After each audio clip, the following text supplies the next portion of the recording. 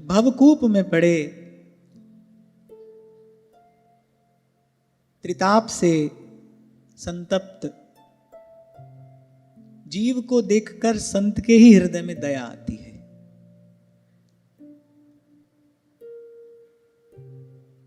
राजा चित्रकेतु की दयनीय दशा देखकर लागी दया कोमलचित संता। श्री नारद जी, श्री अंगिरा ऋषि आए, सत्संग प्रदान किया। मोह सकल व्याधिन कर मूला, और इस दुरंत मोह को नष्ट करने वाला साधु संग है, सत्संगति है। तो कृपा पूर्वक श्री नारद जी श्री अंगिरा ऋषि के साथ आए। राजा को ज्ञानामृत पिलाया। कई बार इस विषय पर चर्चा होती रहती है कि सब दुखों का मूल अज्ञान है। अज्ञान की निवृत्ति गुरु के ज्ञान से होती है। तो ज्ञान दीप जलाया। राजा चित्रकेतु को बड़ा सहारा मिला। वो जो असहनीय दुख था, उससे त्राण पाने का उपाय मिला। देवर्षि नारद ने कहा, इस असार संसार के विचार को छोड़ो। संसार के सुख का विचार किया जाए या संसार के दुख का विचार किया जाए, अंतिम परिणाम बोले जीव का भटकना है। सुख के विचार में भी जीव भटकता है, दुख के विचार में भी जीव भटकता है। क्यों? क्योंकि सुख दुख दोनों ही भ्रम है। इसका एक ही परिणाम है, मन विश्राम नहीं पाएगा, कभी यहां कभी वहां, कभी वैसे कभी वैसे, बस भटकेगा। तो राजा चित्रकेतु को सहारा मिला, आधार मिला। नारद जी ने कृपा पूर्वक कहा कि तुम्हारी दशा देखकर मेरे हृदय में दया का उद्रेक हो रहा है। तुम भगवान के भक्त हो, गौ ब्राह्मण के सेवक हो, संस्कारी हो, इसीलिए हम यहां पर आए हैं। देवर्षि नारद ने कृपा पूर्वक कहा, बोले मैं तुम्हें उपासना की पद्धति प्रदान करता हूं। और नारद जी एक और बात कह रहे हैं, अब देखो संतों की मौज है, किसको क्या बना दे। तभी कहा गया है कि मौज में जो आ गए कतरे को दरिया कर दिया। संतों की मौज है, वो लोहा कंचन करे और ये कर दें आप समान। पारस में और संत में बड़ो अंतर हो जान। नारद जी ने इतना तो कहा ही कि मैं तुम्हें उपासना की पद्धति प्रदान करता हूं, और साथ में ये भी कह दिया, बोले 7 दिन में ही तुमको भगवान का दर्शन हो जाएगा। अब भाई वो तो समर्थ हैं, 7 दिन क्या 7 क्षण में भी करवा सकते हैं। और आपको कभी पहले मैंने कहा था, नारद जी जिसके जीवन में आए हैं उसको अंत में भगवान मिले हैं। ये बात तो बिल्कुल पक्की है, निश्चित। बड़ा सुंदर श्लोक प्राप्त होता है, प्रयास करता हूं मुझे याद आ जाए। गर्ग संहिता का श्लोक है। कहा, गंगा पापम शशि तापम दैन्यम कल्पतरूर हरत। गंगा जी पाप नाश करती हैं। पूर्णिमा का चंद्र शीतलता प्रदान करता है, वो ताप नष्ट करने वाला है। कहा गंगा पापम और शशि तापम दैन्यम कल्पतरूर हरत। और जो दैन्य है, दरिद्रता, अभाव, बोले वो कल्पतरु दूर करता है। तो गंगा पापम शशि तापम दैन्यम कल्पतरूर हरत। और कहा पापम तापम तथा दैन्यम, बोले सद्य साधु समागम। बोले लेकिन संत मिल जाए तो ये तीनों ही दूर होते हैं। जीव का पाप भी नष्ट होता है, जन्म जन्मांतर का वो जो ताप है उसका भी शमन हो जाता है, और बोले दैन्य तो दूर होता ही है। महाप्रभु की जैसे कृपा दृष्टि होती है, वो जो जन्म जन्म का याचक जीव था, जो बेचारा मांग रहा था, द्वार द्वार का भिखारी बना था, जैसी महाप्रभु की कृपा हुई, जैसी हरिवंश नाम जीवन में आया, जैसे ये भाव भावना जीवन में आई, और हम आप जैसे भी कहते हैं, हो बलि जाऊं नागरी शाम, ऐसे ही देखत रहूं जन्म सफल करी मानो। महाप्रभु तो स्पष्ट कह रहे हैं, जय श्री हित हरिवंश असीस देत मुख चिर जीवो भूतलीय है जोरी। तो पाप भी नष्ट होता है, ताप भी नष्ट होता है, और वो जन्म जन्मांतर का अभाव है वो भी दूर हो जाता है। गर्ग संहिता का श्लोक है, बोले पापम तापम तथा दैन्यम सद्य साधु समागम।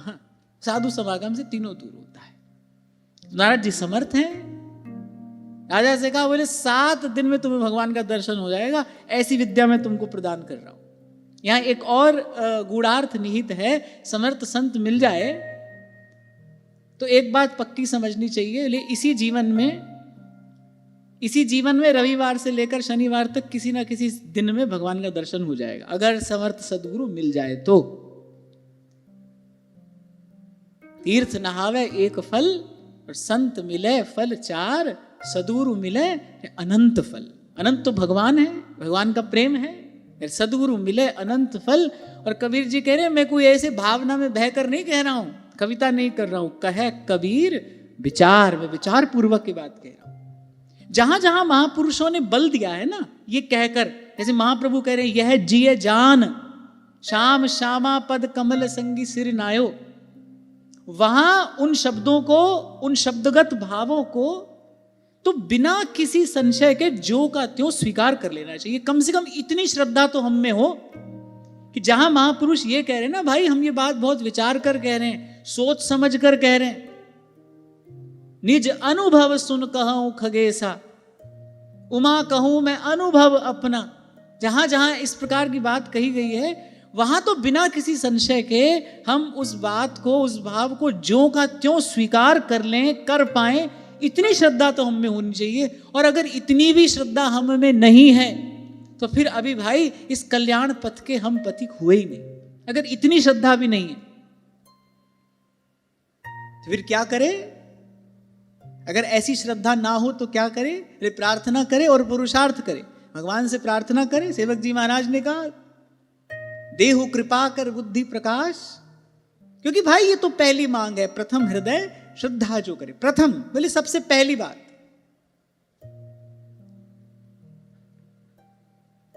तो नारद जी ने कहा 7 दिन में तुमको भगवान का दर्शन हो जाएगा। अच्छा, नारद जी ने कहा इसके मन में किसी प्रकार का कोई कांटा रह ना जाए, क्योंकि आपसे कुछ दिन पहले ही मैं निवेदन कर रहा था कि सत्संग की कृपा से पहले अनर्थ निवृत्ति होती है, सत्संग की कृपा से पहले साधना का पूर्व पक्ष सिद्ध होता है। और साधना का पूर्व पक्ष क्या है? संसार की असारता का बोध, जानकारी नहीं, बोध, समझ में आ गई बात, अनुभव कर लिया, देख लिया। अनुभव सबसे बड़ा प्रमाण है, अनुभव हो जाए संसार की असारता का। और मैं बार बार आपको एक उदाहरण दिया करता हूं, कोई भी बुद्धिमान व्यक्ति पानी मथने के लिए नहीं बैठता, क्योंकि वो जानता है कि इसको पूरा जन्म भर मथो पर इसमें से कुछ प्राप्त होने वाला नहीं है। बुद्धिमान व्यक्ति काम नहीं करेगा, क्योंकि वो जानता है कि जल को मथने से, पानी को मथने से कुछ हाथ नहीं आता है। ऐसे ही संसार की असारता का बोध हो जाए, भाई इसको मथने से कुछ हाथ नहीं आएगा।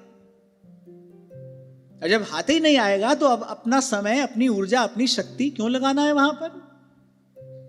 कभी कभी कोई व्यक्ति समझ लेता है कि मान लो हम आपको ये कह रहे कुछ भी करने की आवश्यकता नहीं है, हाथ पर हाथ धर के भगवान के भरोसे बैठ जाओ। नहीं, हम ये बात नहीं कह रहे हैं, ये बिल्कुल नहीं कहा जा रहा है। ये कहा जा रहा है कि असार संसार के लिए प्रयास नहीं करना, उसके लिए प्रयास करने की, दौड़ धूप करने की कोई आवश्यकता नहीं है। ये जो जन्म जीवन मिला है किस लिए? भगवत भजन के लिए मिला है। यहां मेहनत करो, यहां थोड़ा सा पुरुषार्थ करो, और फिर वहां थोड़ी मेहनत करो कि अधिक करो, अंत में तो शून्य है।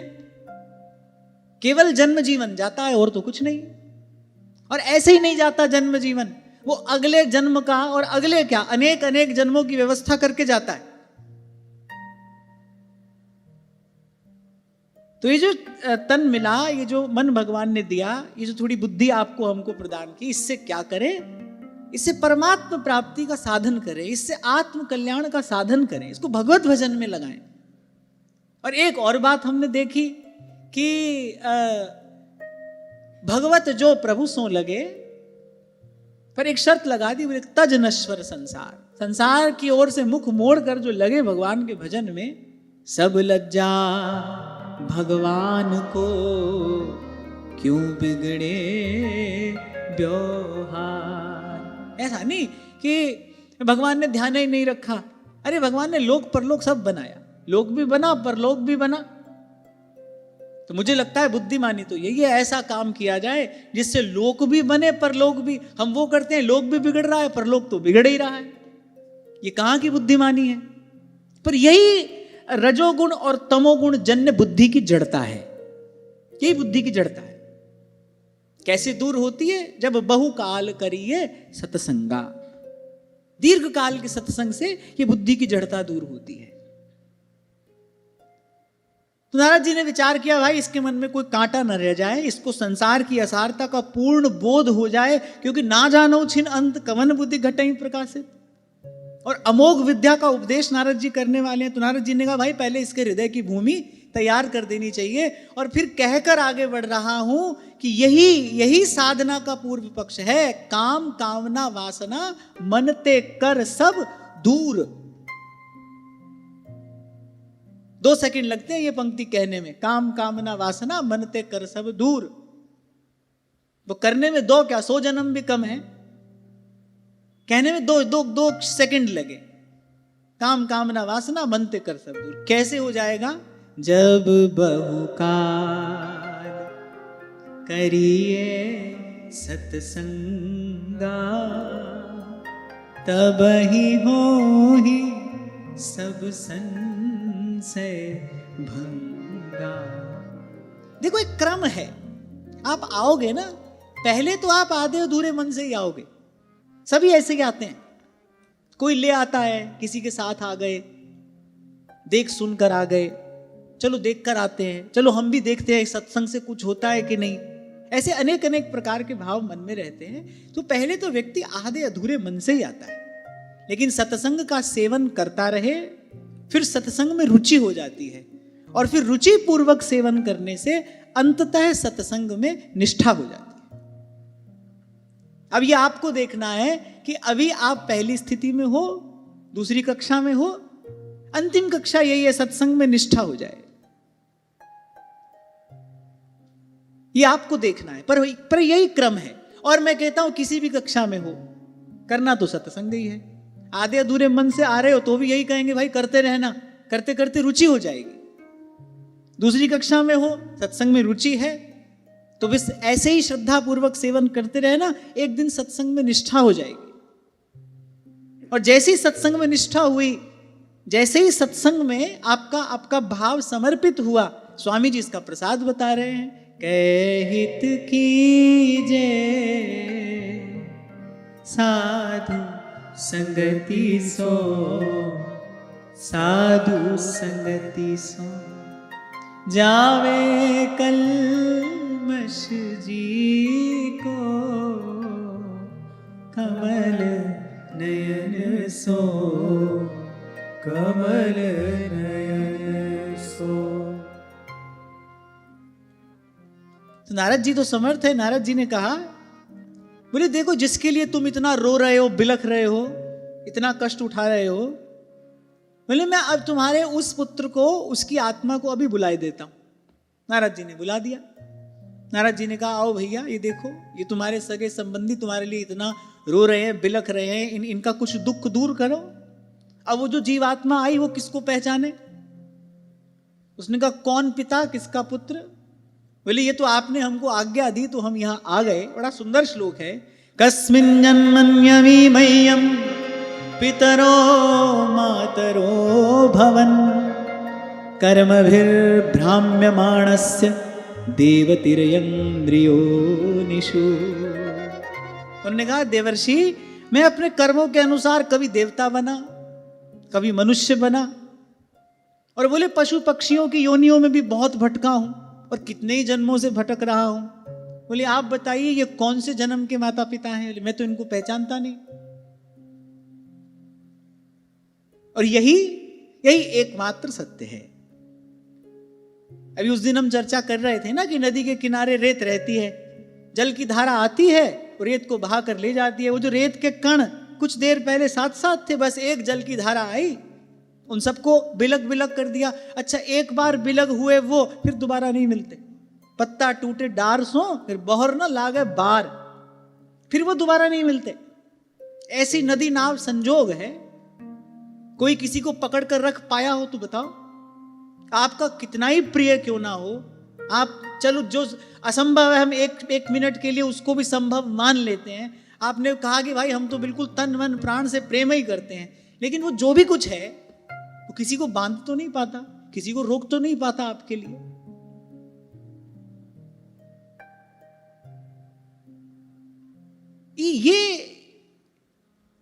ये जो सब भाव हैं इनका पुनः पुनः विचार करते रहना चाहिए। ये सुनकर कहीं भागने की आवश्यकता नहीं है, ये सुनकर किसी को त्यागने की भी आवश्यकता नहीं है, इनका विचार करते रहना चाहिए। इसका विचार करते रहने से वो जो संसार की असारता है, क्षणभंगुरता है, उसका एक दिन शनय शनय बोध हो जाता है। ये अपने मन को कराया जाने वाला सत्संग है। और आपसे कभी मैंने कहा था कि यहां बैठकर सुनना, यहां से सत्संग आरंभ होता है, फिर इसके बाद मनन और निधिध्यासन, ये दो कार्य हुए तो सत्संग किया आपने। आप ये बिल्कुल मत समझ लेना यहां अगर बैठ गए, यहां से उठकर चले गए, क्या किया बोले सत्संग में गए थे। नहीं नहीं, यहां आकर तो सत्संग आरंभ हुआ है। और कोई भी काम अपना फल तभी तो देता है जब वो पूर्ण किया जाए, सही प्रकार से किया जाए। क्योंकि प्राय व्यक्ति अपने मन में ये विचार कर लेता है ना, भाई इतनी महिमा सत्संग की सुनते हैं, सेवत सादर समन कलेसा, गोस्वामी जी कहते हैं बोले सत्संग का ये प्रभाव है, अगर सादर कोई सत्संग का सेवन करे तो बोले सब क्लेशों का, सब पाप ताप का शमन करने वाला सत्संग है।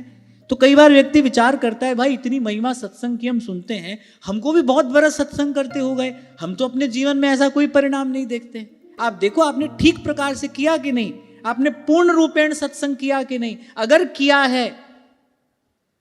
किया है तो फिर बोले मज्जन फल पेखिए तत्काला, मज्जन फल पेखिए तत्काला। तत्काला माने उसी क्षण, काक हूं पिक बकहूं मरा। फिर सही प्रकार से करना। कोई भी काम करके छोड़ दो तो वो तो बल्कि बोझ ही बनता है। ऐसे ही यहां पर आकर बैठ गए, फिर इसके बाद मनन निधिध्यासन किया नहीं, ये और कहते बोले बहुत बरस हो गए सत्संग करते हुए, तो हुआ क्या, हुआ तो कुछ नहीं, बल्कि वो जो दंभ है वो माथे का बोझ और बना। हमने तो बहुत सुन लिया, ये भी सुन लिया वो भी सुन लिया, तो वो माथे का बोझ बनता है। इसीलिए करिए और सही प्रकार से करिए। आत्मा अवार्य द्रष्टव्य उपनिषद का मंत्र है, निश्रोतव्यो मंतव्यो निधिध्यासितव्यो। ये केवल सुनने के लिए नहीं है, मनन और निधिध्यासन के लिए है। हां ये बात जरूर मैं कहूंगा, a good beginning is half and. आपने किसी योग्य व्यक्ति के मुख से श्रवण किया तो आपका आरंभ अच्छा हुआ, ठीक से सुना ही नहीं, ना आपने ठीक से सुना, ना कहने वाला ही विषय का अधिकारी था, फिर तो आरंभ ही ठीक नहीं हुआ। हाँ इतना जरूर है, आपने ठीक प्रकार से श्रवण किया और अधिकारी व्यक्ति से श्रवण किया, तो फिर ये श्रवण जो है ये आरंभ है, आपने अच्छा आरंभ किया। अब आगे बढ़िए, फिर मनन करिए, निधिध्यासन करिए। और फिर देवर्षि ने तो बुलाकर ही दिखा दी वो जीवात्मा, बोले लो पूछ लो, तुम्हारी बात ये जीवात्मा मानती हो तो बोले हम तो ये व्यवस्था भी कर देंगे। अरे कौन पिता किसका पुत्र? और उस जीवात्मा ने कहा देवर्षि आपने बुलाया, हम आ गए, पर बोले हमको तो कितने जन्म हो गए इस भवाटवी में भटकते हुए, कभी मनुष्य बने कभी देवता। अच्छा जीवात्मा क्या कह रही है? बोले मैं देवता भी बना मनुष्य भी, और बोले इतना ही नहीं, बोले गधा घोड़ा कुकर सुकर, बोले जाने किन किन योनियों में हम भटके।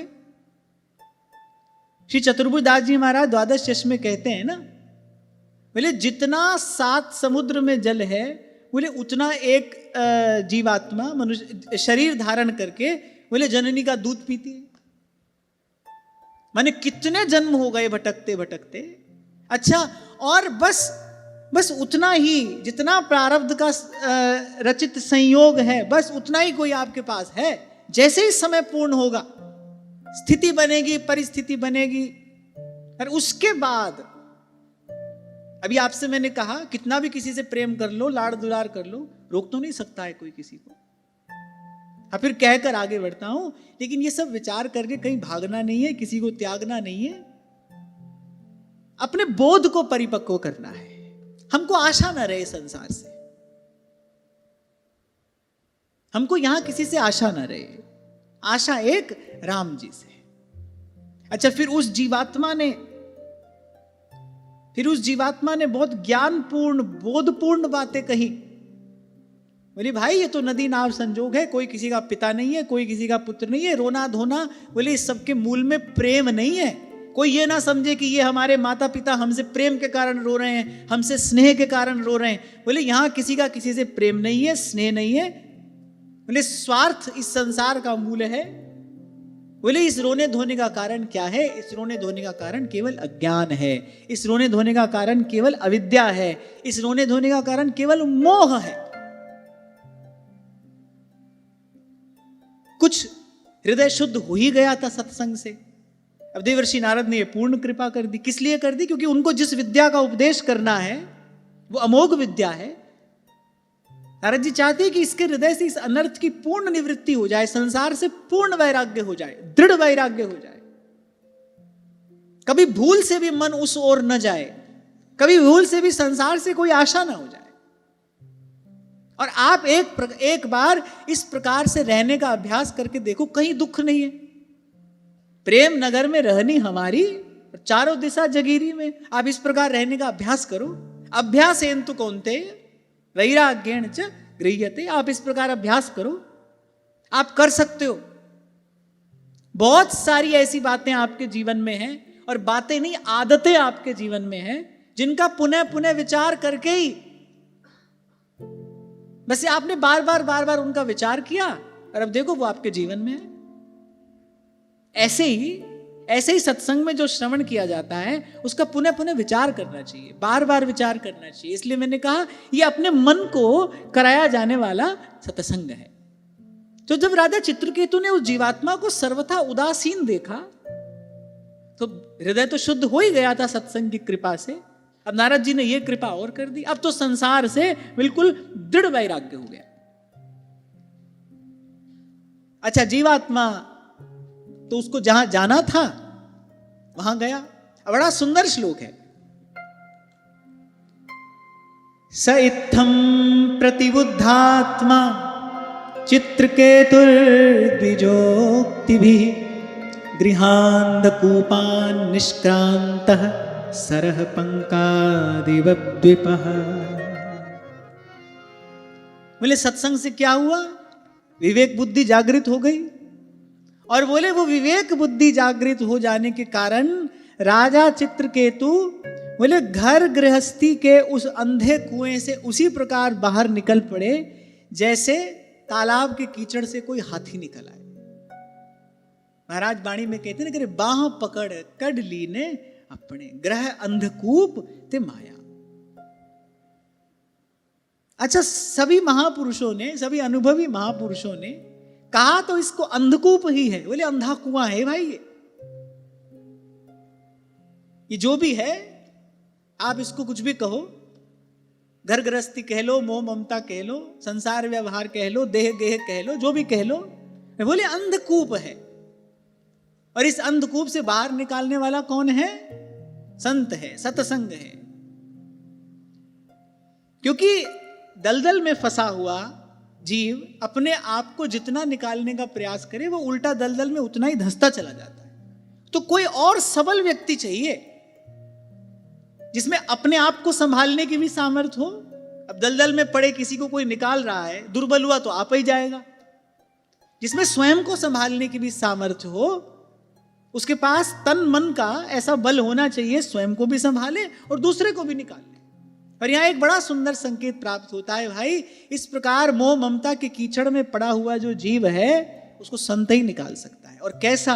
संत विशुद्ध, विशुद्ध संत, विशुद्ध संत वही निकाल सकता है, समर्थ संत निकाल सकता है।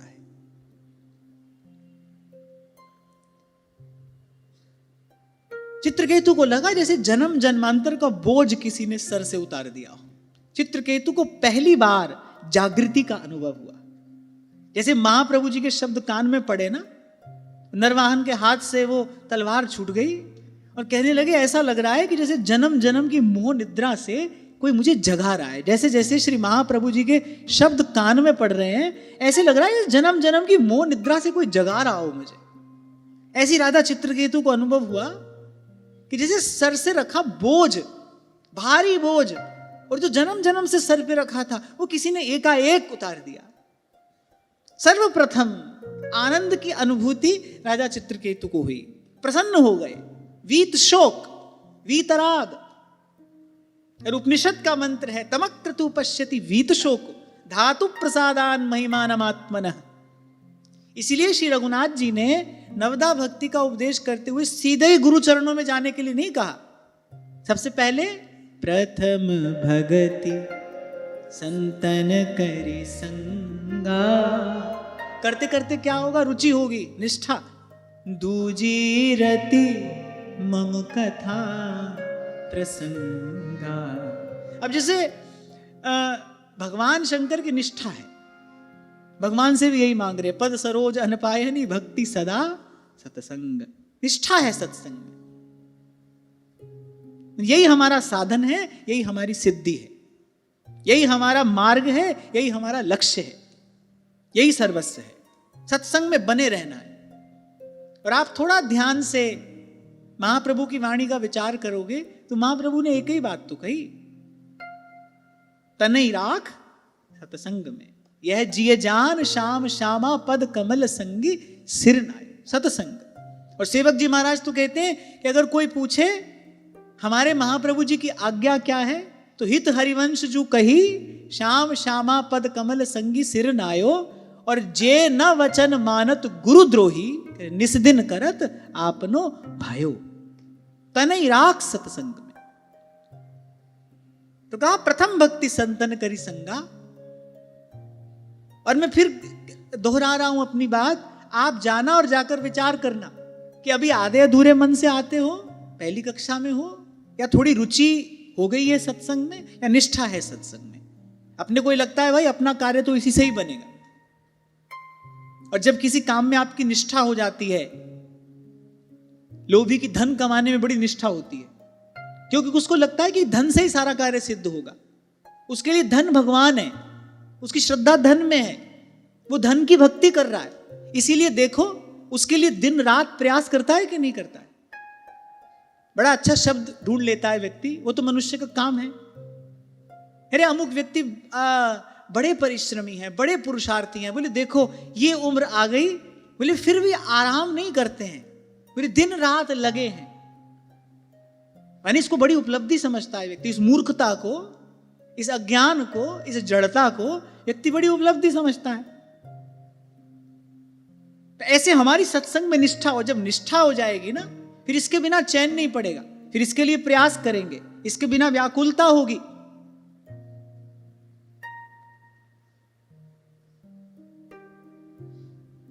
दूजी रति मम कथा प्रसंगा।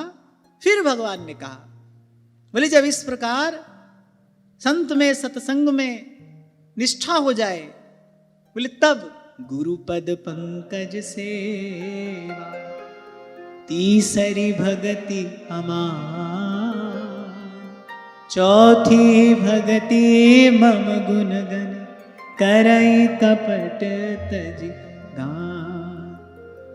आप मेरी बात को अन्यथा ना लेना, मैं बड़ी विनम्रता पूर्वक और बड़ी संवेदना पूर्वक ये बात कह रहा हूं। कभी कभी दीक्षा निवेदन पत्र जब आते हैं, कुछ एक चुनने होते हैं, उनमें से कभी कभी कोई कहता है बड़े परेशान हैं, ये परेशानी है, ये दुख है, आप हमें दीक्षा दे दो। नहीं, दीक्षा के लिए ऐसी भूमि नहीं चाहिए। बीज डले उसके लिए भूमि भी तो तैयार होनी चाहिए। तो फिर क्या करना चाहिए? ऐसे व्यक्ति को पहले सत्संग का सेवन करना चाहिए। देखो इस विषय में सभी सयाने एक मत हैं कि नहीं कि भगवान के नाम में और भगवान में किंचित भी भेद नहीं है, बल्कि भगवान का नाम भगवान से अधिक ही है। राम न सकहीं नाम गुण गाई, ब्रह्म राम ते नाम बड़। गोस्वामी जी तो यहां तक कहते हैं भाई नाम बड़ा है। व्यास जी भी कह रहे नामी ते प्रगट्यो जदपि तदपि गर्वो हुई। अब भगवान के नाम में और भगवान में कोई भेद नहीं है। अब ऐसे ही कोई कहीं से भी आए, क्या उसको नाम जप के लिए कह देना उचित है? भगवान का नाम भगवान का विग्रह है, साक्षात विग्रह है। भगवान के विग्रह को कहीं पधराना हो तो पहले जगह तैयार की जाती है कि नहीं की जाती है? पहले उस स्थान को तैयार किया जाता है ना, साफ स्वच्छ किया जाता है, लीप पोत कर पवित्र किया जाता है, आसन लगाया जाता है, तब भगवत विग्रह विराजमान किया जाता है। अब कोई कहे कि फिर अजामिल ने कैसे भगवान नाम जप लिया, इतना पापी? नहीं, अजामिल को पहले सत्संग मिला। अजामिल को जो नाम मिला वो सत्संग के प्रसाद स्वरूप मिला। इसलिए सबसे पहला कार्य क्या है? प्रथम भक्ति संतन करी संगा। ये तो भगवान का वाक्य है। पहले सत्संग की कृपा से क्या होगा? अनर्थ निवृत्ति होगी, संसार की असारता का बोध हो जाएगा। वो संसार के कारण जो दिन रात हाय हाय लगी रहती है हृदय में, जो मन दुख और शोक में डूबा रहता है, ऐसा हृदय भगवत भजन के लिए नहीं होता है। ये मन मार जीवाई है, जीवत ना आवे काज। कभी कभी देखने में आता है ना, हाँ भाई कहीं से भी आए बोले लो ये करो वो करो। नहीं भाई, सबसे पहले सत्संग करो। पहले नारद जी ने और अंगिरा जी ने राजा चित्रकेतु को सत्संग कराया। सत्संग से जब चित्रकेतु के हृदय का शोक रूपी रोग दूर हो गया, मन स्वस्थ हो गया, उसको कहा हाँ भाई अब तुमको भगवान नाम का, भगवत मंत्र का उपदेश करते हैं, अब तुमको उपासना पद्धति प्रदान करते हैं। तो कई बार क्या होता है कि लोग अपने जीवन का दुख लिख कर भेजते हैं, बोले इस दुखी हैं, इस बात से बड़े पीड़ित हैं, परेशान हैं, आप हमको दीक्षा दे दीजिए। नहीं भाई, दीक्षा तो स्वस्थ प्रसन्न मन की होगी। पहले क्या करिए? पहले सत्संग करिए। आपकी हमारे में श्रद्धा है, आप कहते हो कि आप जो कहेंगे वो करेंगे, तो फिर पहले नियम से कुछ काल तक सत्संग करो, सत्संग का सेवन करो। सत्संग में थोड़ी रुचि निष्ठा हो जाए, उसके बाद गुरुपद पंकज सेवा तीसरी भगति हमार। क्योंकि भाई संसार के दुख से दुखी व्यक्ति आए और अगर उसके आने का कारण केवल दुख है, तो जैसे ही उसका दुख दूर होगा उसका भजन छूट जाएगा। कोई संसार की किसी पीड़ा से पीड़ित होकर, किसी परिस्थिति से व्याकुल होकर आया है, केवल यदि वही कारण है, माने भगवान से प्रेम नहीं है, प्रभु के प्रति कोई अनुराग नहीं है, केवल संसार का दुख कारण है, केवल इसलिए आया है, तो जैसे उसका दुख दूर होगा, जैसे उसकी व्याधि शांत होगी, वो वापस वहीं पर पहुंच जाएगा। ये बात थोड़ी सी समझने की है। इसलिए मैंने अजामिल का उदाहरण दे दिया कि किसी के मन में संशय ना रह जाए कि आप ही कहते हो भाई भगवान नाम तो कोई भी जपे, कहीं भी रहकर जपे। नहीं, पर उसके लिए पहले नियम से कुछ काल का सत्संग चाहिए। अजामिल को भी पहले सत्संग मिला। जिन का भगवान नाम से कल्याण हुआ, वो भगवान नाम वस्तुतः सत्संग की महिमा है, सत्संग का प्रसाद है। इसलिए पहला कार्य प्रथम भगति संतन करी संगा। और यहां तो मुझे लगता है किसी को संशय वैसे भी नहीं करना चाहिए, क्योंकि ये कोई हम अपनी बात आपको नहीं बता रहे, ये तो भगवान की वाणी है। भगवान ने जो मार्ग बताया है, जो क्रम बताया, और यहां भी यही देखने में आ रहा है। सत्संग की कृपा से पहले राजा चित्रकेतु वीत शोक हो गए। पहले मन का शोक दूर हो गया, मन स्वस्थ हो गया, प्रसन्न हो गया। नारद जी ने कहा अब तुमको हम उपासना की ये विधि बता रहे हैं। नारद जी ने कृपा करके शेष भगवान की उपासना पद्धति राजा चित्रकेतु को बताई। समर्थ गुरु हैं, आशीर्वाद पहले दे दिया था कि 7 दिन में तुमको भगवान का दर्शन हो जाएगा, और बिल्कुल यूं ही हुआ। राजा चित्रकेतु का हृदय जो था वो तो देवर्षि की कृपा से शुद्ध हो ही गया था। शुद्ध हृदय में वो जो बीज उन्होंने डाला बिल्कुल समय पर फलीभूत हुआ, और 7 दिन में, केवल 7 दिन में शेष भगवान का सुंदर दर्शन हुआ। और जैसे ही भगवान का दर्शन हुआ, बड़े सुंदर 2 श्लोक यहां पर भगवान वेदव्यास कह रहे हैं। तद्दर्शनध्वस्त समस्त किल्बिषः स्वच्छामलान्तः करणोऽभ्ययान् मुनिः प्रवृद्ध भक्त्या प्रणयाश्रुलोचनः प्रहृष्टरोमानमदादि पुरुषम। वो जो रहे सहे कुछ पूर्व के कर्म फल थे, जैसे ही भगवान का दर्शन हुआ, मम दर्शन फल परम अनूपा,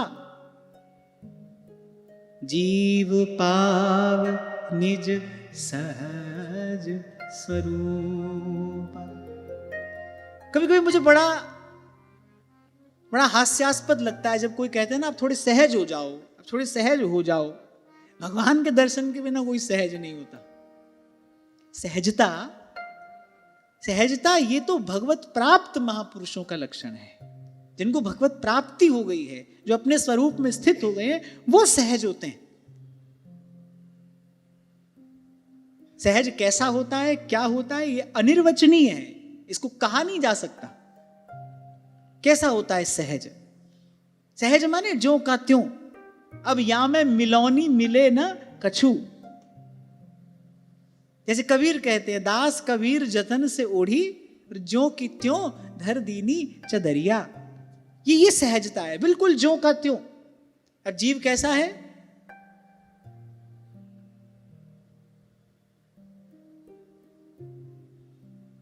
पूछो कहां रहते हो, झट बताओगे। कौन हो, 10 परिचय हैं आपके, पर वास्तविक परिचय क्या है? जीव क्या है, कैसा है? चेतन अमल सहज सुख राशि। चेतन है, अमल है, सहज सुख की राशि है, ईश्वर अंश, जीव अविनाशी। ये आपका हमारा वास्तविक परिचय है। आपका हमारा अगर कोई वास्तविक परिचय है तो वो यही है, भगवान के हैं। चेतन अमल, निर्मल निरंजन और सहज सुख राशि। सहज कैसा होता है? भाई वो तो होने पर ही कोई होता है, बता नहीं सकते सहज कैसा होता है। और ये सहजता प्राप्त कैसे होती है?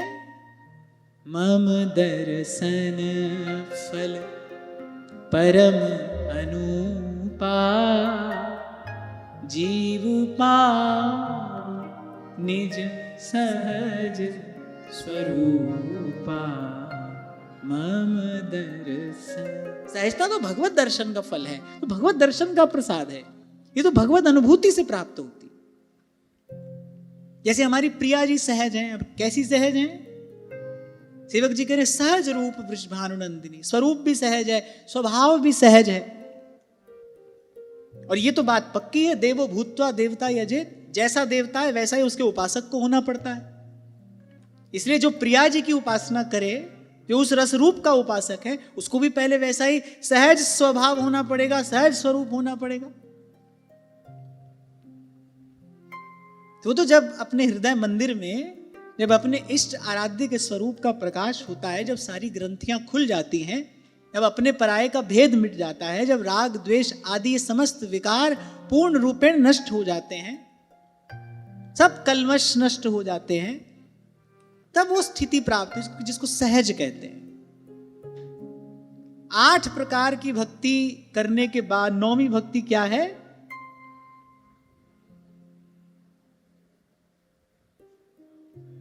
गिनो।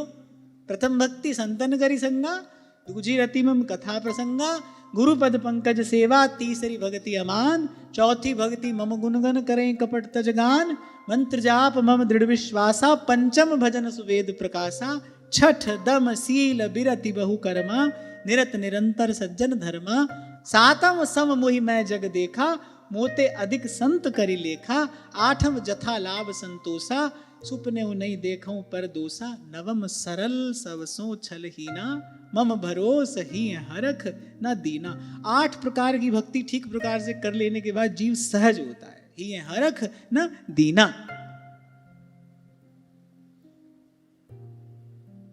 ऐसी बोलचाल में हम कह देते हैं ना, आप सहज रहो, आप थोड़ा सहज होकर बैठो, आप थोड़ा सहज रहिए।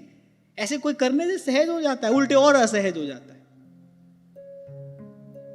उल्टे और व्यक्ति असहज हो जाता है। आप किसी को आप थोड़ा सहज बैठो, वो पहले थोड़ा सहज होगा, आप बोलो थोड़ा सहज बैठो, बस सहज होने का प्रयास होते ही आप असहज हो जाते हैं। इसलिए मैंने कहा कोई कहे सहज क्या होता है, जैसे उसको बताने का प्रयास किया जाएगा वो असहज हो जाएगा। उसी के लिए नारद जी ने कहा अनुभव रूपम।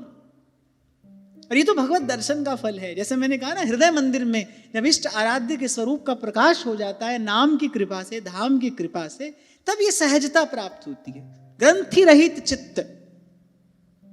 प्रेम नगर में रहनी हमारी, प्रेम नगर में रहनी हमारी, चारों दिशा जगीरी में, मन लागो मेरो यार फकीरी में, मन लागो मेरो यार फकीरी में। तो सबसे पहले क्या हुआ, तद्दर्शन ध्वस्त समस्त किल्बिषः।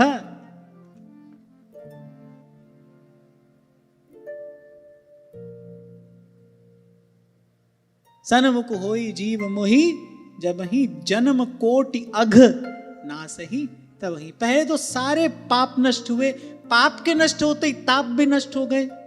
ताप तो पाप का ही परिणाम है, जैसे पाप नष्ट हुए ताप भी नष्ट हो गए। तन मन प्राण शीतल,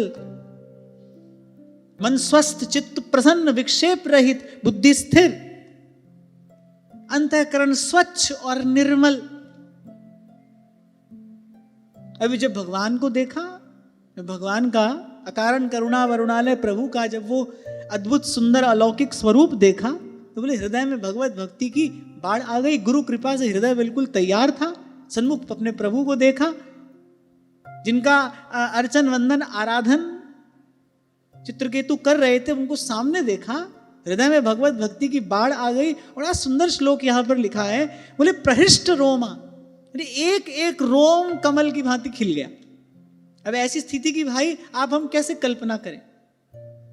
भगवान सामने हैं, नेत्रों से अश्रु की धारा बह रही है, कह रहे एक एक रोम, शरीर का एक एक रोम जो था ना, मेरे कमल पुष्प की भांति खिल उठा। और बस ऐसी स्थिति में चित्रकेतु अब गए, और क्या करूं प्रभु, बस आपको प्रणाम करता हूं, प्रणाम। स उत्तम श्लोक पदाब्ज विष्टरम, प्रेमाश्रुलेशैरूपमे हयन्मुहुः, प्रेमोपरुद्धाखिल वर्ण निर्गमो, नैवाशकत्तं प्रसमीडितुं चिरम। इतना सुंदर वर्णन भगवान वेदव्यास कर रहे हैं। कह रहे नेत्रों से वो प्रेम के अश्रु टप टप टप टप गिरते चले जा रहे थे। भाव विव्वल इतने, कहना चाह रहे हैं कुछ, पर वाणी स्खलित, कंठ स्वर गदगद है, बोले कह नहीं पा रहे। और बोले भगवान शेष के चरण रखने की जो चौकी थी ना, बोले उनके प्रेमाश्रुओं से भीग गई। अपने प्रेमाश्रुओं से भगवान की चरण चौकी का अभिषेक कर दिया। बड़ी देर तक भगवान को देखते रहे, मन में इच्छा है कुछ स्तुति करूं, कुछ प्रार्थना करूं, पर प्रेमोद्रेक के कारण, अतिशय विह्वल होने के कारण मुख से एक शब्द भी नहीं निकल सका। बड़ी देर के बाद जब अंतर्यामी प्रभु ने ये मन की स्थिति जानी, भाई ये कुछ कहना चाहता है, तब भगवान ने ही अपनी कृपा शक्ति का संचार किया। जैसे ध्रुव जी ने भगवान को देखा, देखते ही रह गए। अब मन में घुमड़ मची है, अनेक अनेक भाव हैं, मार्ग मिल नहीं रहा उनको प्रकट करने का। अब भगवान ने कृपा की, भगवान ने कहा भाई बालक हमारी स्तुति करना चाहता है, और तुम्हारी कृपा ते तुद पिछाना। भगवान का गुण भी कोई गाता है तो भगवान की कृपा से ही गाता है। कर कृपा तेरे गुण गावा, कर कृपा तेरे गुण गावा, कर कृपा तेरे गुण गावा, कर कृपा तेरे गुण गावा, कर कृपा तेरे गुण गावा, कर कृपा तेरे गुण गावा। नानक नाम जपत सुख पावा। नानक नाम जपत सुख पावा। नानक नाम जपत सुख पावा। नानक नाम जपत सुख पावा। नानक नाम जपत सुख पावा। नानक नाम जपत सुख पावा। कर कृपा तेरे गुण गावा। कर कृपा तेरे गुण गावा। कर कृपा तेरे गुण गावा। कर कृपा तेरे गुण गावा। कर कृपा तेरे गुण गावा। कर कृपा तेरे गुण गावा। कर कृपा तेरे गुण गावा। कर कृपा तेरे गुण गावा। तेरी शरण सतगुरु मेरे पूरे। तेरी शरण सतगुरु मेरे पूरे। तेरी शरण सतगुरु मेरे पूरे। तेरी शरण सतगुरु मेरे पूरे। मन निर्मल हुए संता तूरे। मन निर्मल होए संता दूरे। मन निर्मल हुए संता तूरे। मन निर्मल हुए संता तूरे। कर कृपा तेरे गुण गावा। कर कृपा तेरे गुण गावा। कर कृपा तेरे गुण गावा। कर कृपा तेरे गुण गावा। ऐसा नाम निरंजन होवे। ऐसा नाम निरंजन होवे। ऐसा नाम निरंजन होए। ऐसा नाम निरंजन होए। ऐसा नाम निरंजन होवे। ऐसा नाम निरंजन होवे। ऐसा नाम निरंजन होए। ऐसा नाम निरंजन होए। ऐसा नाम निरंजन होवे। ऐसा नाम निरंजन होवे। ऐसा नाम निरंजन होवे। ऐसा नाम निरंजन होवे।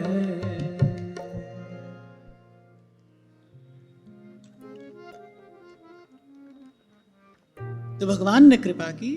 भगवान की कृपा शक्ति का संचार हुआ। भगवान की कृपा प्राप्त करके कुछ शक्ति प्राप्त हुई।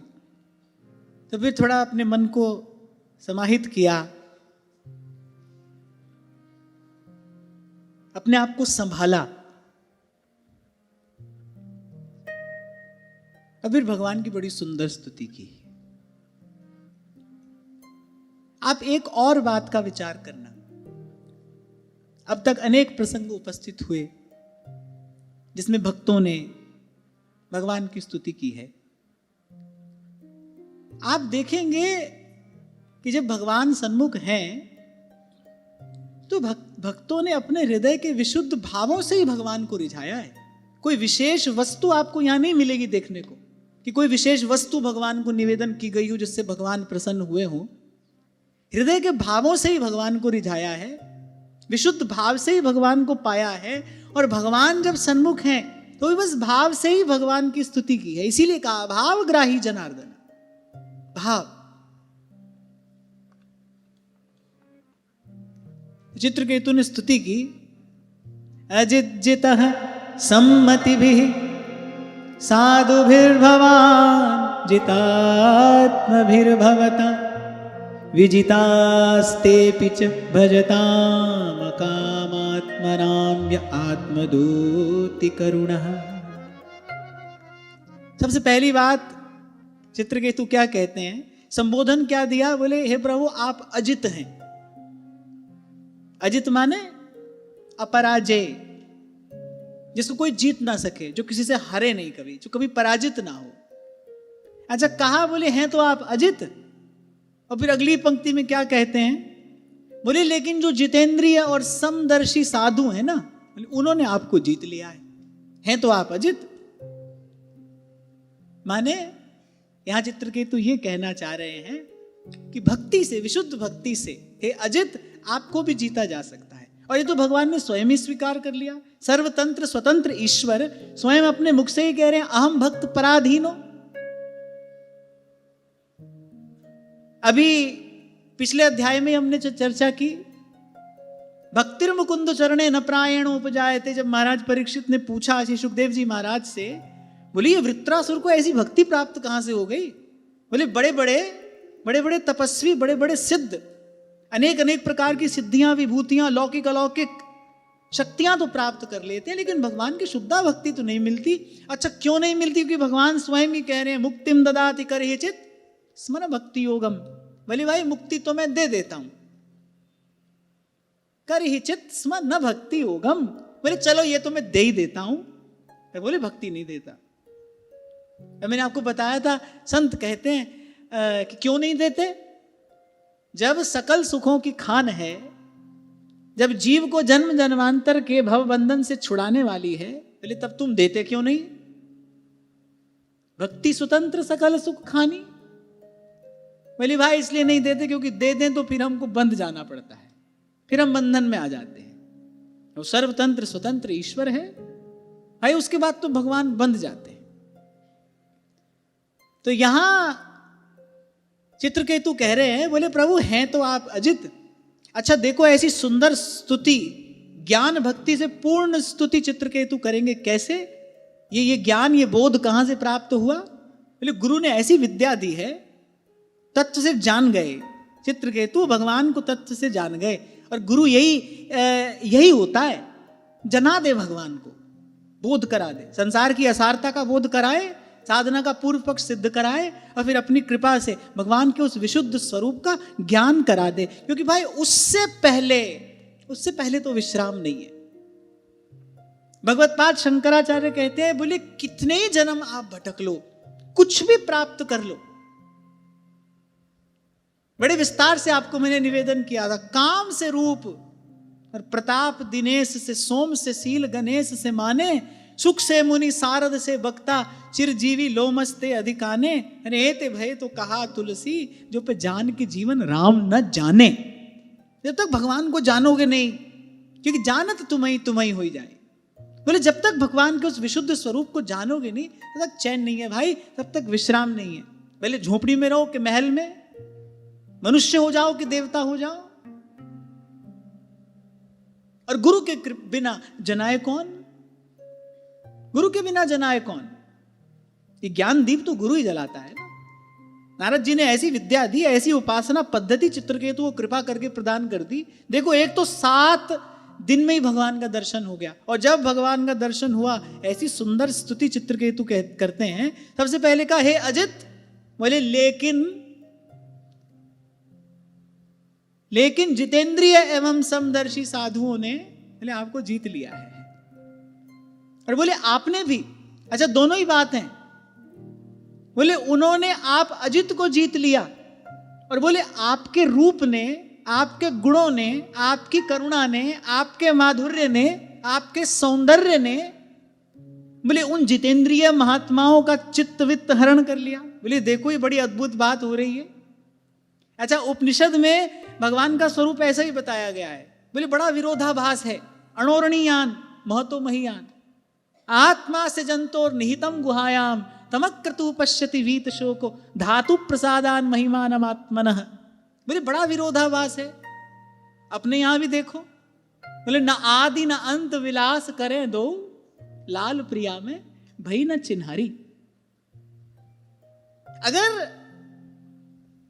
अगर आप उपनिषद पढ़ें, अगर आप उपनिषदों के मंत्रों का विचार करें, उपनिषदों में कही गई ब्रह्म विद्या का विचार करें, तो महाप्रभु की बात समझ में आती है। महाप्रभु कह रहे हैं कि उपनिषदाम हृदयेव विद्योतते सा राधा चरणद्वयी मम गतिर लास्यैक लीलामयी। तभी आपको मैंने कहा था भाई, किसी ने किसी भी समय किसी भी काल में कुछ कहा, उसका समय अलग है, देश अलग है, काल अलग है, शब्द अलग है, पर बात एक ही कह रहा है। ये भगवान के एक होने का प्रमाण है, ज्वलंत प्रमाण। ईश्वर एक है, इसका प्रमाण क्या है भाई? अलग अलग काल में, अलग अलग देश में अलग अलग संत हुए, वो अलग अलग शब्दों में बात एक ही कह रहे हैं। ये ईश्वर के एक होने का प्रमाण है।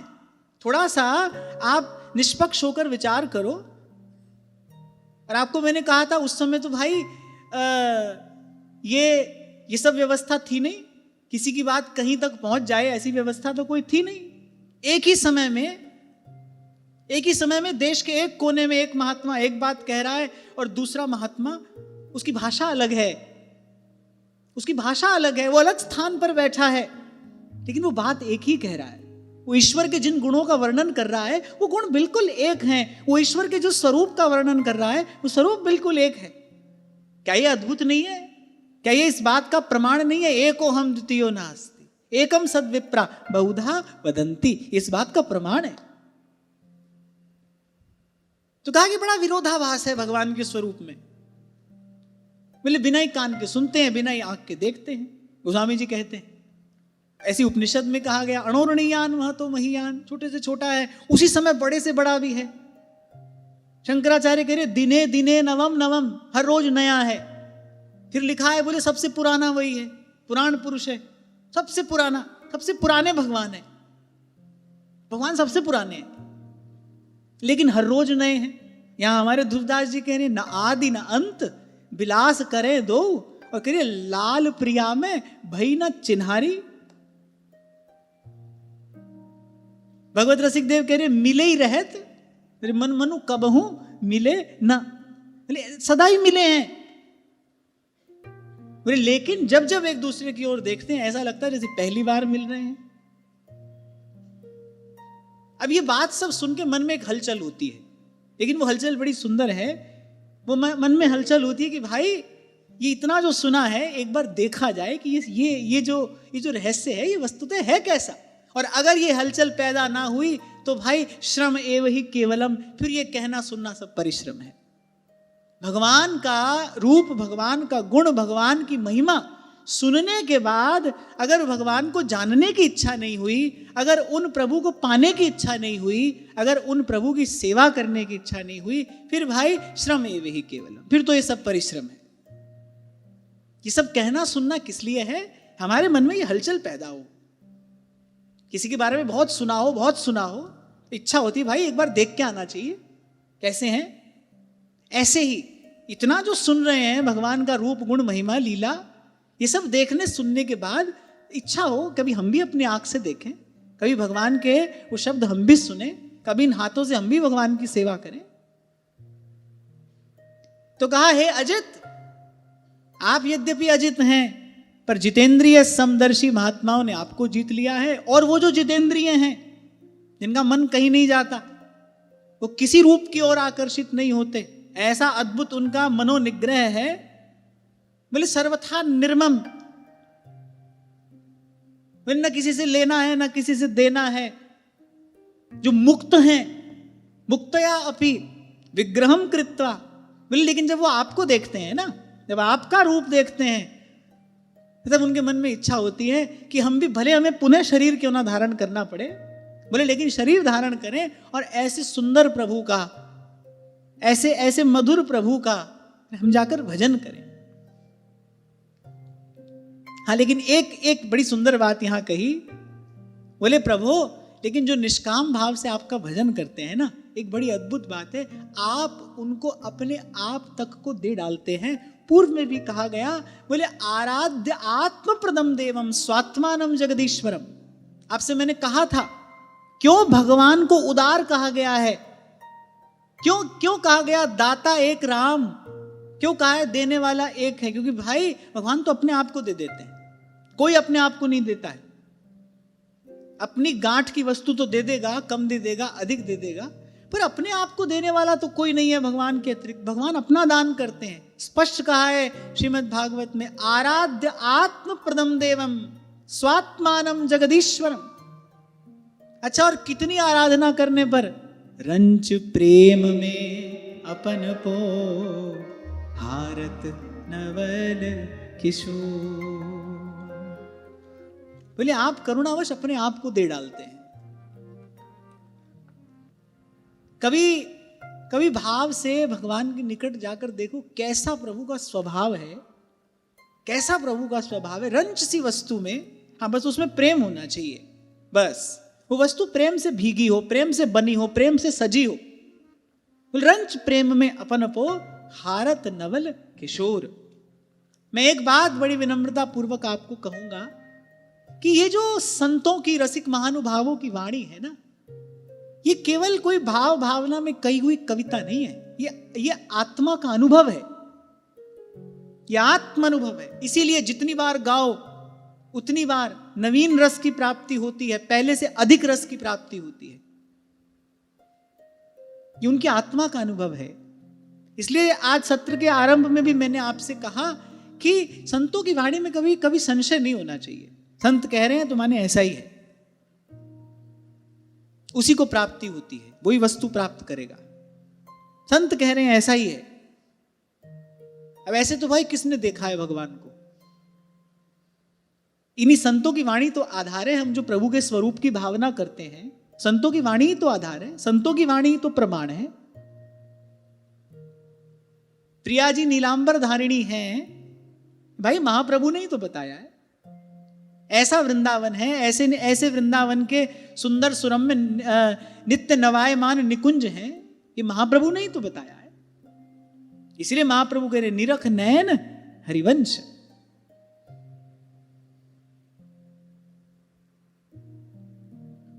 फिर उसके बाद ज्ञान और भक्ति से परिपूर्ण बड़ी सुंदर स्तुति चित्रकेतु ने भगवान की कृपा से भगवान को जाना, और फिर भगवान को जानकर भगवान के उस स्वरूप का बड़ा सुंदर वर्णन किया। और जो चित्रकेतु ने भगवान की स्तुति की, उसका सार क्या है? उसका सार केवल इतना ही है, बोले प्रभु आपके अतिरिक्त और कुछ नहीं है, आपके अतिरिक्त और कोई नहीं है, आपके अतिरिक्त और कहीं नहीं है, आप ही हैं, आप ही हैं, केवल आप ही हैं। ये भक्ति भाव की सिद्धि है। मैं सेवक सचराचर रूप स्वामी भगवंत। तो फिर कह रहे हैं चित्रकेतु, विषय त्रिशो नर पशवो य उपासते विभूतिर्न परं त्वां तेषामाशिष ईश तदनु विनश्यन्ति यथा राजकुलम। बड़े काम की बात है, ध्यान से सुनना। बोले जो नर पशु केवल विषय भोग ही चाहते हैं, नर पशु माने देखने में नर, होने में पशु। देखने में तो आदमी लगे, होने में जानवर हो। तो बोले जो केवल विषय भोग चाहता है, बोले वो तो नर पशु है। देखने में मनुष्य है, होने को पशु है। अच्छा, श्री स्वामी शरणानंद जी महाराज कहा करते थे, बोले पशु नहीं कहना चाहिए, पशु से भी गया बीता है। पशु के पास तो विवेक है ही नहीं ना, वो तो विचार कर ही नहीं सकता। पशु योनि तो भोग योनि है, वो तो जीव अपना प्रारब्ध भोग रहा है, पाप का फल भोग रहा है, वहां से भोगेगा, आगे बढ़ेगा। वही मनुष्य के पास तो बुद्धि है, वो चाहे तो अपनी विवेक शक्ति का सदुपयोग करके तत्व का विचार कर सकता है। बोले मनुष्य शरीर प्राप्त होने पर भी जो केवल विषय भोग चाहता है, बोले वो तो नर पशु है। तो जो नर पशु केवल विषय भोग ही चाहते हैं, अब वो जो विषय भोगों की कामना है, वो यदि उनसे किसी प्रकार की उपासना करवा भी ले तो वो उपासना आपकी ना होकर बोले अन्य देवी देवताओं की सकाम उपासना होती है। मन में अगर कामना होगी तो निष्काम भाव तो हो ही नहीं सकता, भगवान का भजन तो हो ही नहीं सकता। इसी को श्री सेवक जी महाराज ने कहा, अन्य देव देवी सकल और चलत पुंजी सी खोई, चलत पुंज सी खोई रोई झक द्यौस गमावत। किंचित भी कोई अन्य कामना हुई, खान पान सुख चाहत अपने, तिनको प्रेम छुवत नहीं सपने। और पलटू साहब कहते प्रेम बिना राम नहीं। खान पान सुख चाहत अपने, तिनको प्रेम छुवत नहीं सपने, और प्रेम बिना राम नहीं। प्रेम के बिना तो राम जी का भजन हो नहीं सकता। और जब तक खान पान और स्वार्थ की कामना है तब तक प्रेम नहीं हो सकता। तो यहां कहा बोले ऐसे जो हैं, जो संसार की जो विषय की कामना से संत्रस्त होकर दिन रात व्याकुल रहते हैं, बोले अगर उपासना कर भी लें, बोले आपकी उपासना तो कर नहीं सकते, आपका भजन तो कर नहीं सकते, बोले अन्य देवी देवताओं की सकाम उपासना करते हैं। और बड़ा सुंदर उदाहरण दिया, बोले जैसे कोई राजकुल अगर नष्ट हो जाए तो बोले उस राजकुल के जितने सेवक होते हैं उन सबकी जीविका भी तो नष्ट हो जाती है ना। देखने में आता है ना, नई सरकार आती है, अब नियम कानून बदलती है। पुरानी सरकार ने जिन जिन लोगों को उच्च पदों पर बैठाया होता है सबसे पहले उन्हीं को हटाया जाता है, चलो भाई। तो बोले ऐसे ही बोले वो जो जिन देवी देवताओं की वो उपासना करते हैं, बोले वही सदा नहीं रहते, उनकी दी हुई वस्तु सदा कैसे रहेगी। क्यों कहा जाता है अनन्य भाव से भगवान का भजन करना चाहिए। अकामा सर्व काम व मोक्ष काम उदारधि तीव्रेण भक्ति योगेन यजेत पुरुषम परम। क्यों कहा जाता है कि भाई भगवान का ही भजन करिए, और देवता चित्त न धरई, और देव सब रंग भिखारी, त्यागे बहुजू अनेरे, जो हम भले बुरे सोते। अच्छा यहां तो लिखा है बोले वो जो शूद्र देवता हैं। अच्छा देखो, भगवान को जानने के बाद सभी ने यही शब्द प्रयोग किए हैं। सूरदास जी कह रहे और देव सब रंक विखारी, महाप्रभु भी कह रहे करी है कहा नवग्रह रंक, करिए कहा नवग्रह रंक। यहां भी कहा, चित्रकेतु कह रहे बोले जो आपको छोड़कर सकामता के कारण बोले अन्य शुद्र देवताओं की उपासनाओं में लगे रहते हैं, बोले वो देवता ही नहीं रहते सदा, वो देवता ही नष्ट हो जाते हैं, तो उनसे प्राप्त हुई वस्तु बोले वो कहां सदा रहेगी। यहां कहने का तात्पर्य क्या है? कहने का तात्पर्य ये है कि हर प्रकार की पूजा पूजा ही नहीं है। पूजा उपासना केवल वही है जिसका संबंध भगवान से है, केवल भगवान से। पहली बात तो इन सब देवी देवताओं से लेना बड़ा कठिन है। कोई ऐसे भगवान की तरह दयालु थोड़ी है वो, रंज प्रेम में अपन को हारत नवल किशोर, ऐसे थोड़ी है। बड़ा चक्की में पिसना पड़ता है। देवी देवताओं की उपासना करने वालों को देखो जाकर, बेचारे कितना कष्ट सहते हैं। अच्छा थोड़ी सी भूल हो जाए, गलती हो जाए तो उनका कोप भाजन और बनना पड़ता है। देवी देवता रुष्ट हो जाते हैं, रुष्ट हो जाए तो कभी कभी तो कुल का ही नाश कर देते हैं। तो पहले तो इनसे लेना सरल नहीं है। अच्छा ले भी लो तो वो रहता नहीं है, ले भी लो तो वो रहता नहीं है। थोड़ा सा विचार करना चाहिए, अरे इतनी माथापच्ची करनी क्यों है? सीधे सीधे हरि भजो, सीधे सीधे भगवान का भजन करो। सब सुख मंगलों का मूल भगवान का भजन है। सुमिरन ते सुख होत है, सुमिरन ते दुख जाए। कहे कबीर सुमिरन किए साईं माही समाय। भगवान अपना लेते हैं, अपना बना लेते हैं। अपनी वस्तु क्या, भगवान तो अपने आप तक को दे देने वाले हैं। तुलसी कहूं न राम से साहिब सील निधान। इसलिए हमारे पास कारण है। आजकल लोग लॉजिक पूछते हैं ना, इसके पीछे लॉजिक क्या है? हमारे पास लॉजिक है और बड़ा स्ट्रांग लॉजिक है। इसको कोई चैलेंज नहीं कर सकता है। हम क्यों इस बात पर इतना बल देते कि अनन्य भाव से केवल भगवान की उपासना हो? क्यों? क्योंकि इसके अतिरिक्त सब कुछ गंवाना है, खोना है, व्यर्थ गंवाना। चलत पूंजी सी खोई, अपनी गांठ की पूंजी गंवाना है क्षुद्र सी वस्तु के लिए। और यहां ध्रुवदास जी कह रहे भगवान का भजन कैसा है? कौड़ी बदले ले ही तू अद्भुत रतन अमोल। और बड़ी निंदा कर रहे हैं चित्रकेतु यहां सकाम धर्मों की और सकाम उपासना की। हम आपको कभी कभी कह तो देते हैं कि मन में कोई कामना हो तो कहीं और मत जाओ, कहो भगवान से। कह देते हैं ना, हमने आपसे कहा कि भाई मन में अगर कोई कामना है तो द्वार द्वार नहीं भटकना, अपने प्रभु से ही कहना। ठीक है, कहने के लिए, आपको थोड़ा ढाढ़स बंधाने के लिए, आपके मन की दौड़ को समाप्त करने के लिए ये बात कह दी जाती है। पर वस्तुतः भजन तो निष्काम मति से ही होता है। दुख को मूल सकामता, सुख को मूल निष्काम। सोचने की बात है, जब तक आप दुख चाहते हो तब तक सुख कैसे पाओगे? और भगवान से अतिरिक्त जो है सब दुख रूप है। थोड़ा सा इस बात का विचार करो। भगवान के अतिरिक्त जो है सब नष्ट होने वाला है, अनात्म है, दुख का मूल है, दुख का घर है, दुख का मूल है, दुख का घर है, जन्म जन्मांतर तक दुख रूप संसार में डालने वाला है। उसको चाह कर, उसके लिए प्रयास करके आप कैसे सुखी हो सकते हो? थोड़ा सा बैठकर इन छोटी छोटी बातों का विचार करोगे, बात समझ में आ जाएगी। संतों की सब कहनी समझ में आ जाएगी, संतों की वाणी का सब रहस्य समझ में आ जाएगा।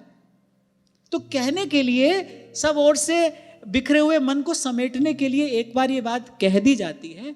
पर भाई वस्तुतः भगवान का ही भजन करना है, और भगवान का भजन निष्काम मति से ही किया जा सकता है। सकामता माने भगवान के अतिरिक्त कुछ और चाहना, अन्य अभिलाषा, यही सकामता है। और ध्रुवदास जी कहते हैं दुख को मूल सकामता। और इस बीज से अनेक दुख मिलेंगे। यहां बड़ी निंदा कर रहे हैं चित्रकेतु। विषमतिर्न यत्र नृणाम त्वमहमिति मम तवेति चयदन्यत्र विषमधिया रचितो यह स य विशुद्धः चैष्णुर अधर्म बहुलः। प्रभु आप तक लाने वाला तो भागवत धर्म ही है। और भागवत धर्म क्या है? कई बार चर्चा की हमने। भागवत धर्म क्या है? दयया सर्वभूतेषु संतुष्ट्या येन केन वा सर्वेन्द्रियोपशान्त्या च तुष्यत्याशु जनार्दन। आज आगे नहीं बढ़ते, आज इसी बात को ठीक से समझ लेते हैं। भागवत धर्म ही भगवान तक ले जाने वाला है। यहां कहा, बोले भागवत धर्म का उपदेश करने वाले प्रभु आप ही हैं। भगवान ने भागवत धर्म का उपदेश किया क्योंकि उपनिषद में यहां कहा गया है, बोले भगवान तक जाने का मार्ग भगवान ही जानते हैं, भगवान ही बताते हैं। भगवान ने भागवत धर्म का उपदेश किया, इसको धारण करके कोई हम तक पहुंच सकता है। अब वो भागवत धर्म क्या है? जब आप मंदिर के भीतर हैं तब भागवत धर्म क्या है? श्रवणम कीर्तनम विष्णोः स्मरणम पादसेवनम अर्चनम वंदनम दास्यम सख्यम आत्मनिवेदनम। अब हमको भाई मंदिर के भीतर भी रहना है, बाहर भी रहना है, व्यवहार में भी रहना है। जब व्यवहार में रहे तब हमारे लिए भागवत धर्म क्या है? दयया सर्वभूतेषु संतुष्ट्या येन केन वा सर्वेन्द्रियोपशान्त्या च तुष्यत्याशु जनार्दनः। आप हम इसको सदा स्मरण रखें। ये भागवत धर्म है, भगवान तक ले जाने वाला है, भगवान के स्वरूप का प्रकाश कराने वाला है। यही हमारा धर्म है। मंदिर में बैठे हैं, कीर्तन करेंगे, कथा श्रवण करेंगे, भगवान का गुण गाएंगे, भगवान का स्मरण करेंगे, नाम जप करेंगे, विविध उपचारों से प्रियालाल की सेवा करेंगे, अपना सर्वस्व प्रभु के चरणों में न्यौछावर करेंगे, और जब व्यवहार में जाएंगे तो दाया राख, धर्म को पाले, और अपना साजी सबको जाने, दया सर्वभूतेषु। अपना साजी सबको जाने। किसी मार्ग पर कांटे बिखरे हों, कैसे बच बच कर चलते हो? चलोगे ना, कांटा चुभ न जाए। अपने आप को व्यक्ति कांटा भी चुभने नहीं देना चाहता है, भरसक प्रयास करता है कांटा ना चुभ जाए।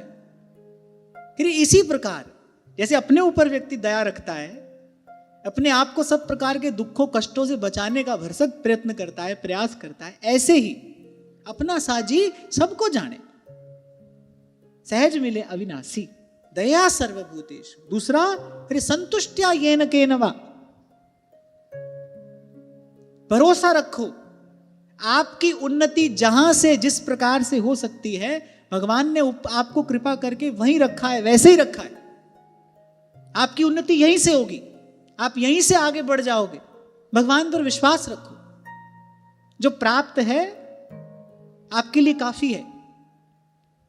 इसके अतिरिक्त भ्रम है, वो आपको भुला रहा है, आपको भटका रहा है, आपको आपके लक्ष्य से दूर कर रहा है। यही भगवान की माया का कार्य है,